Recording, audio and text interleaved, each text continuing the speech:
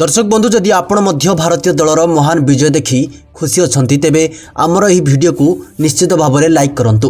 बंधुगण जेतेबेले भारतीय दल प्रथम ओडीआई मैच रे एक महान विजय हासिल कला इंग्लैंडर खेलाड़ी माने एक चांचल्यकर बयान देले एवं एपरि किछि कहिले जे जाहाको सुनिला परे आपण मध्य आश्चर्य होइजिबे।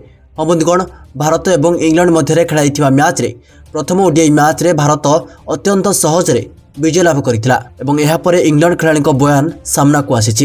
एही समय जॉस बटलर को ठारू आरंभ करी जोफ्रा आर्चर, फिल सॉल्ट एवं आदिल रशीद पर्यंत निज दल को तीव्र समालोचना करने सहित भारतीय खेलाड़ी प्रशंसा करी एपरि एक बयान दैछन्ति जे जहां शुणी आपण मध्य सेमानकु सलाम करने को बाध्य हेबे। तेबे भारतीय दलर विजय पर इंग्लैंड खेलाड़ी माने कोन कहिथिले ताहा हमें तो निश्चित भाव में देखाइबु, किंतु ता पूर्वरु आपण माने कोन भाबंती केउ खेलाड़ी जोगु भारतीय दल गतकाल मैच रे जीति? श्रेयस अय्यर ना शुभमन गिल? दयाकोरी तले गोटे कमेंट करी आमको जणांतु। बंधुगण, आपण माने जेपरि जानिछंती भारत एवं इंग्लैंड मध्य टी20 सीरीज पर परवर्ती ओडीआई सीरीज खेला जाउछि, जार प्रथम ओडीआई मैच गतकाली नागपुर ग्राउंड रे खेला जाइतिला। एही मैच रे भारतीय दल एक चमत्कार विजय हासिल करथिला। प्रकृत रे एही मैच रे इंग्लैंड दल टॉस जीति प्रथमे बैटिंग करी 47.4 ओवर रे 248 रन करथिला, जोठारे जॉस बटलर 52 एवं जाके बेथेल 51 रन करथिले। तेबे 249 रन लक्ष्य को पिछा करथिबा भारत 19 रन रे 2टी विकेट हराई विपद रे पड़िथिला, किंतु यहा परे भारत प्रत्यावर्तन कला। श्रेयस अय्यर को 59 रन, अक्षर पटेल को 51 रन एवं शुभमन गिल को 87 रन आधार रे भारत ए मैच को अत्यंत सहज रे जीति जाइथिला। जहा परे एबे इंग्लैंड रो समस्त खेलाड़ी एक बड़ एवं आश्चर्यजनक बयान दैछन्ति, जोंथिरे जॉस बटलर कहिसन्ति जे मु आम दलर प्रदर्शन रे बहुत निराश अछि।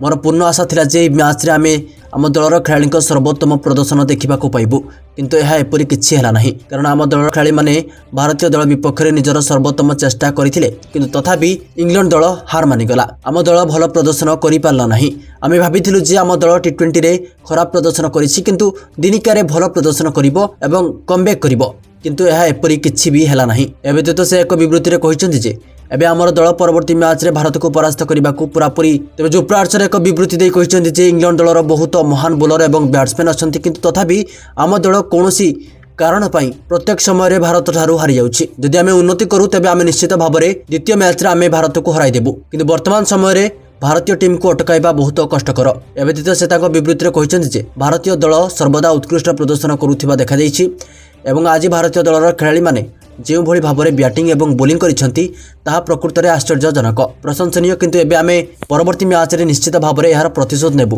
एक विवृत्ति देवा समय फिल सॉल्ट कहिसेंति जे इंग्लैंड दल में महान खेलाड़ी अछंती, तथापि भारतीय दल जो भली भाव में बोलिंग एवं बैटिंग करिछि ताहा प्रशंसा करा जिबा उचित। वर्तमान भारतीय दल जो भली भाव में प्रदर्शन करुछि ताहा देखिले लागुछि भारतीय दल को परास्त करने बहुत कष्टकर एवं जदि परवर्ती मैच रे सेमानकर प्रदर्शन समान भाव में देखा जाए तेबे मु भाबुछि जे सेमानकर पराजय कोनोसी दल पई प्रभावशाली प्रमाणित हेब नाही। से भली एक विवृत्ति देवा समय आदिल रशीद कहिसन्ति जे इंग्लैंड दल में बहुत महान बोलर एवं बैट्समैन अछन्ति, किंतु तथापि आम दल भल प्रदर्शन करि पारु नाही। चमत्कार बोलिंग एवं बैटिंग करिबारे प्रयास थिला, किंतु किछि भी हेला नाही। आज भारतीय दलर खेलाड़ी माने इंग्लैंड दल सम्मुख रे बोलिंग एवं बैटिंग रे मिश्रण प्रदर्शन करिसेंति, जोंथिपाई भारतीय टीम एही मैच को अत्यंत सहज रे जीति जाइछि। तेणुकरी भारतीय टीम को परास्त करबा बहुत कष्टकर।